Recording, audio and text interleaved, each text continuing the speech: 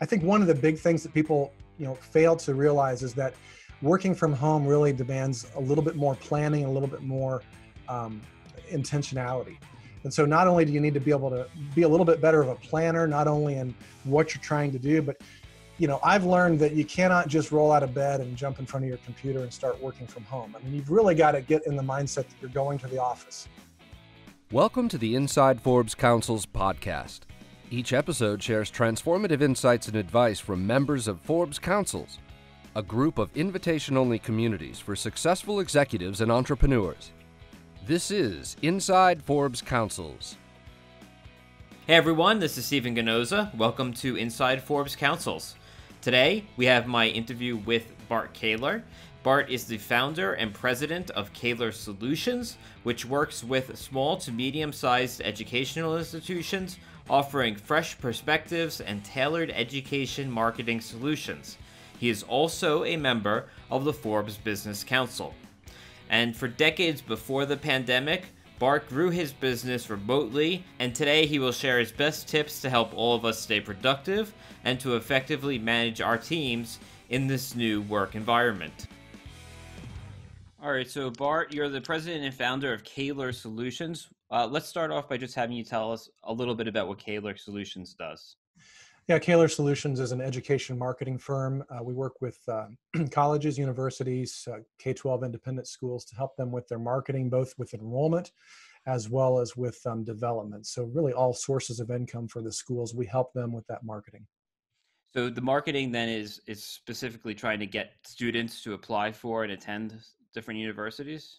Yeah, our marketing is really focused on helping those schools achieve their goals with enrollment of getting students into the schools, helping them in the process of learning what that's about. So it could be everything from websites to digital marketing campaigns, pay-per-click, all the way through print campaigns with view books and brochures and direct mail. What are just a couple of examples of the sort of like selling points that you often use to kind of entice a student?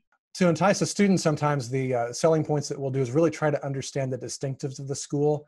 We work with a lot of small private schools and medium-sized private schools, and so they're competing against the big state universities. And so we're trying to really help the students understand how a smaller class size, a smaller environment could really benefit them. We also work with a lot of faith-based schools, so just helping the students understand that the holistic approach to their education might be something they might be very interested in. This is a really niche kind of marketing. How did you wind up here?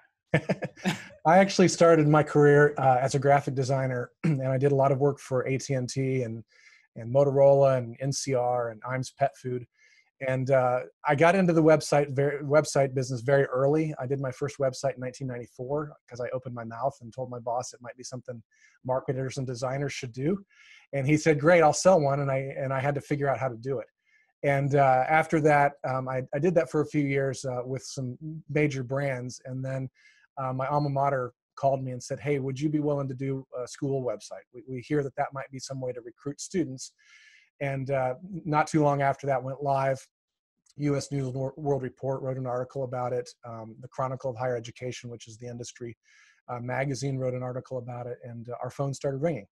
And I really fell in love with higher education. I'm a first-generation college student, and I really saw an impact that it made of the trajectory of my life from where I grew up.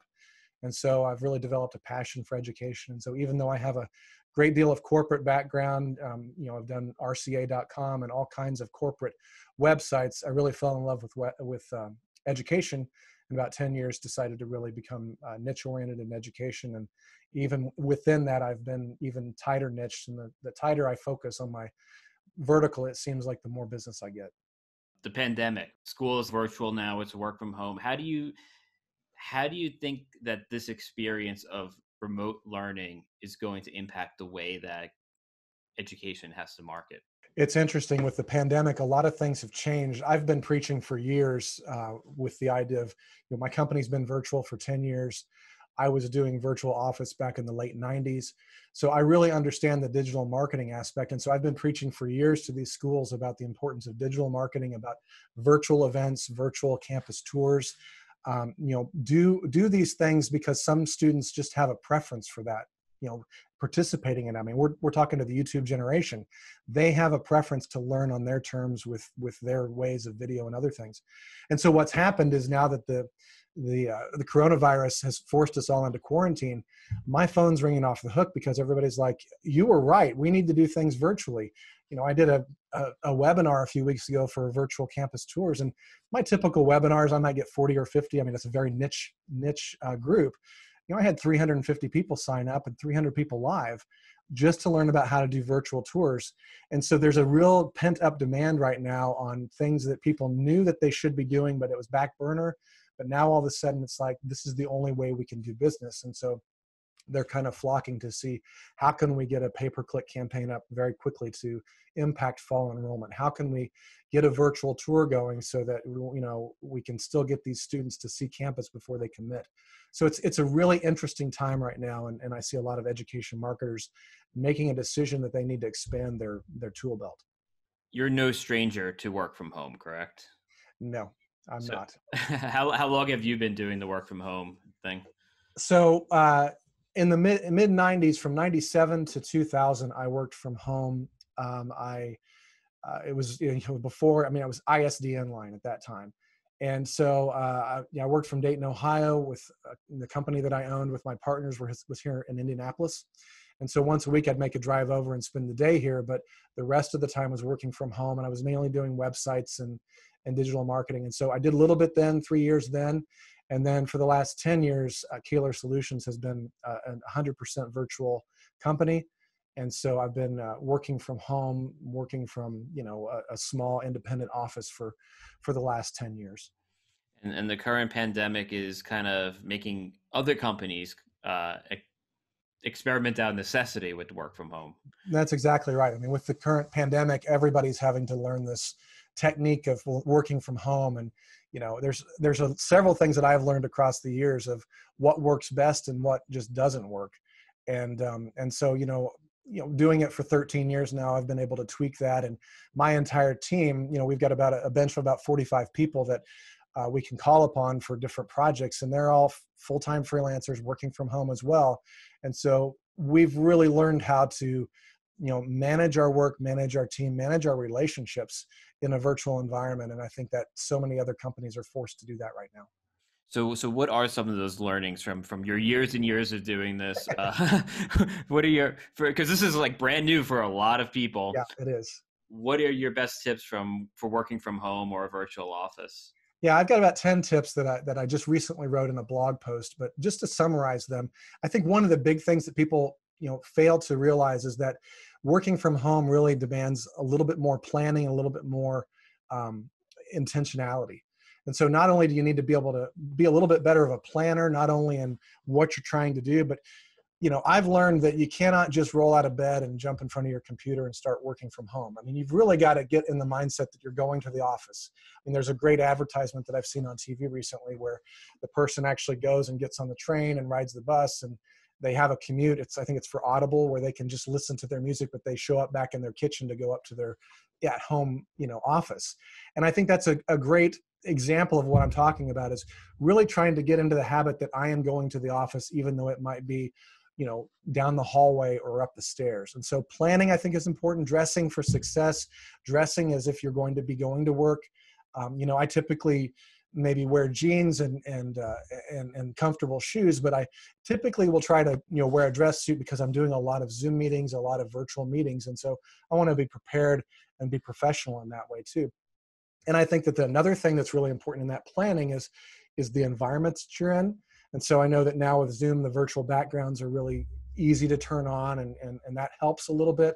But I think also just knowing that you're going to be taking calls. There's a great meme going around right now. I think a British interview is happening, and he's, in his suit working from home, and his kids bust open the door, and, there's insanity going on, and his wife, comes in and peels him away.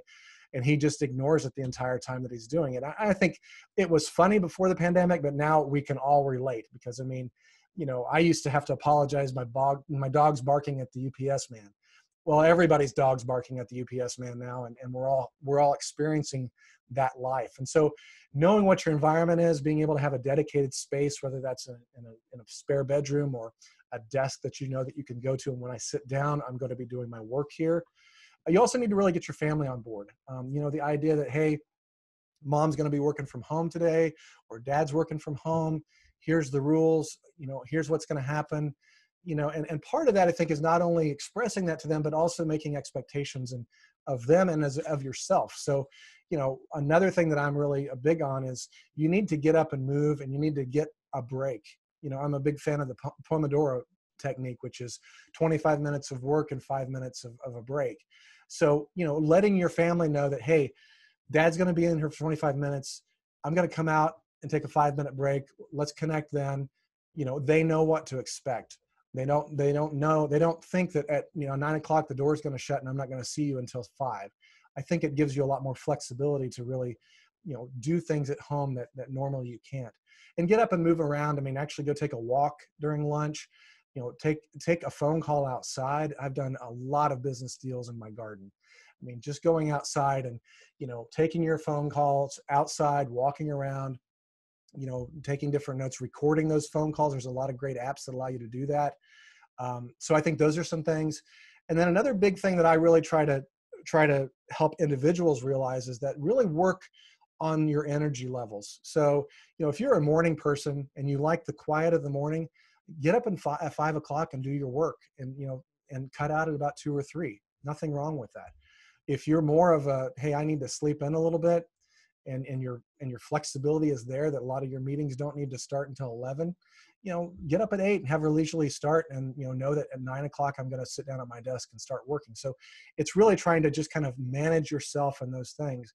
Now, when it comes down to working with your teams and managing your teams, one of the things that I've found is so critical is, we're all getting used to, whether we like it or not, being thrown into this pool of Zoom virtual meetings and Microsoft Teams and Google Hangouts. There's so many different really good tools. We've been using Zoom now for probably 5 or 6 years, and we've went through all of them. We tried them all until we settled on Zoom, and just really like Zoom. It's stable, it's reliable, it's got good quality, and I think it's important not only to have good quality, but at home, make sure that you've got enough bandwidth that you can do some decent things. I've had a lot of people realize that they've got to upgrade some of their internet connections. And so that's something to think about. But I really try to have meetings with my team and with clients visually with Zoom.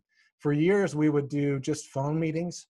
And I remember one project that we never had a chance to meet face to face. And so most of the work that I do is virtual, even with my clients.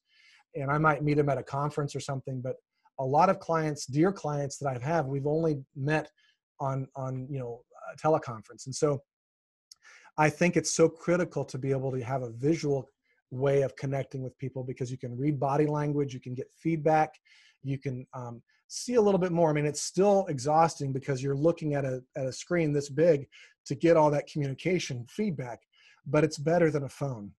It's better than not having that visual connection at all. And so I really encourage folks to meet with their teams virtually on Zoom. And then we do a lot of our management with cloud-based software. Things like Teamwork or Basecamp or Monday.com. Those are all really good cloud-based collaboration software that we've been using for 10 years. We've gone through them all, and really we've settled on Teamwork. But I think that that's another way that everybody knows where everything is. I don't have to text my teammates to find out where's that document, where's that proposal, because everything's been organized in the cloud. Even when we get out of this quarantine, I think that businesses should really plan on organizing everything in the cloud, so that if there is the need for working from home or working remotely or working from a travel day, everything's accessible. We don't have to rely on the office to somebody pull it from the server and email it to me. It's self-service, so everybody can get to that. So those are some of the best tips that I've found, and just really trying to make it like you are working at an office, but you're not, you're at home. And so just trying to keep that in mind, and really, take care of yourself and making sure that you are doing your best work at your best times.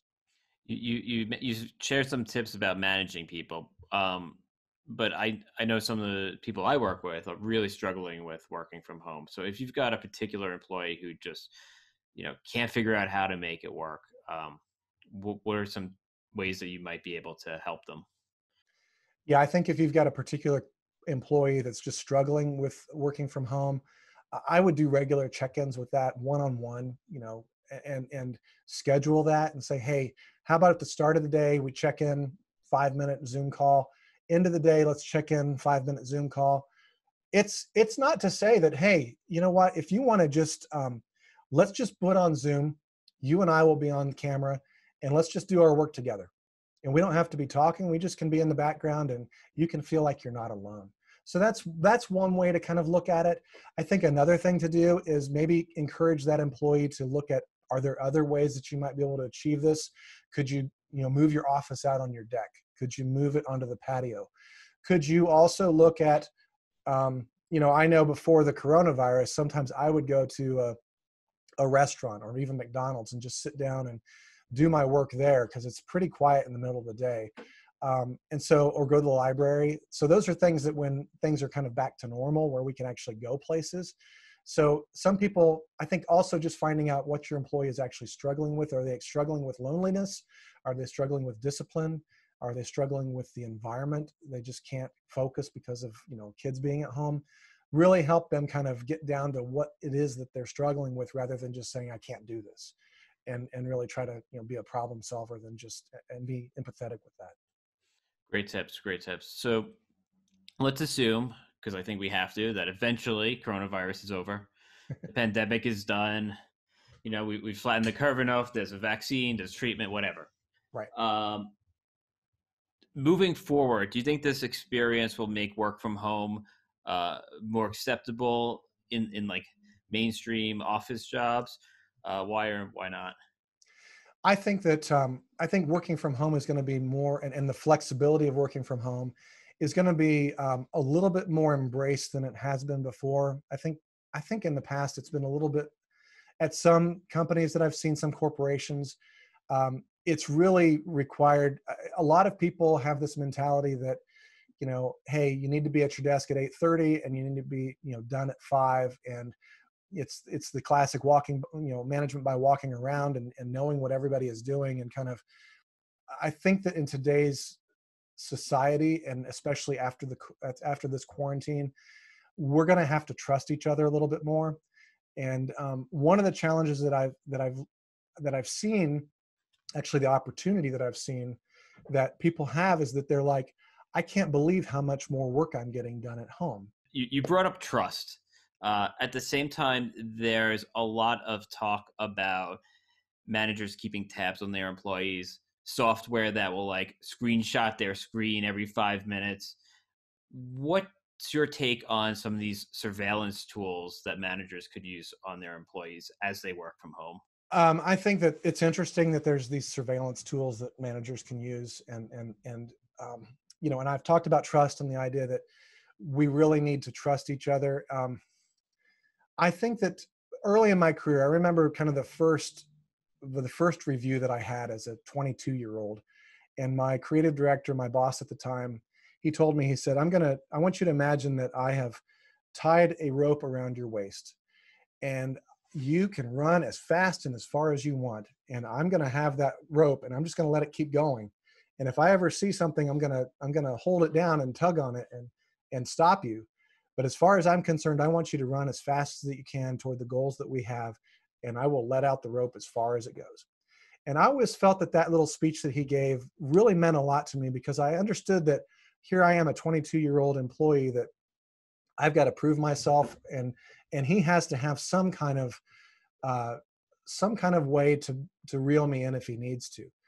But that analogy gave me the idea that he was giving me trust as much as I could earn it, and as much as I could use it, as long as I didn't abuse it.